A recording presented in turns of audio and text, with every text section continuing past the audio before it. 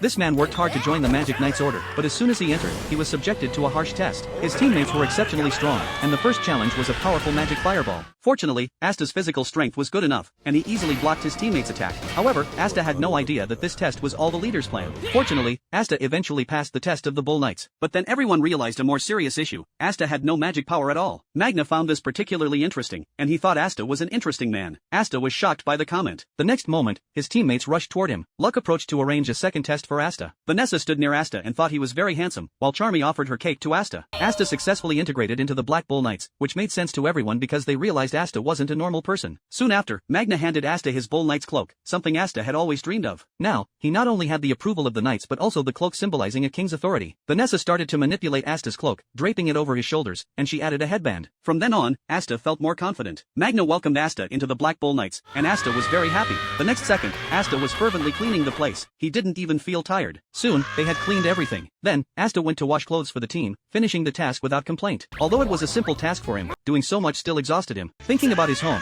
where there were nuns and many children, Asta felt energized again and went to feed the dogs. However, the dogs here looked very fierce, and Asta was startled. Then, Asta went to wake the leader, who yelled at him to get lost. Since Asta had joined the team, he hadn't shown his real strength, but Asta didn't give up. This life, however, felt no different from when he was at the church. The only comfort Asta had was his personal room. Although it was a bit run down, it was the first time he had his own private space. Asta began cleaning his room vigorously. His efficiency was praised by the other members of the team. Magna reminded Asta to write a letter to his wife and children. After a brief cleaning, Asta decided to save his energy and continue tomorrow. His main task was to let his wife know he was safe, which also helped him relieve some fatigue. If necessary, he could do it all over again. Meanwhile, Yuno, who had joined the Golden Dawn Knights, lived in a luxurious room. The difference between Yuno and Asta was huge. Yuno, alone, was also thinking about Asta. This was the most remote village in the Clover Kingdom, which was also the hometown of both Asta and Yuno. One day, the nun received letters from both of them. The leader of the church was overjoyed that Yuno had joined the Knights. But then, the nun brought even more shocking news. Asta, who no one had thought would make it, had also joined the Knights. This was the most incredible news in the church's history. The leader immediately decided to announce it to the entire village because he knew that doing so would attract many new followers. This was the legendary Bull Knights headquarters, a gathering place for many crazy individuals. Among them was Charmy, who loved to eat. Asta was experiencing a life of bathing in boiling water, and he also had to face the death path full of traps. This passage led to the door to heaven, where the female knights resided. The team leader, however, spent every day squatting in the bathroom, using his troubles to escape through that routine.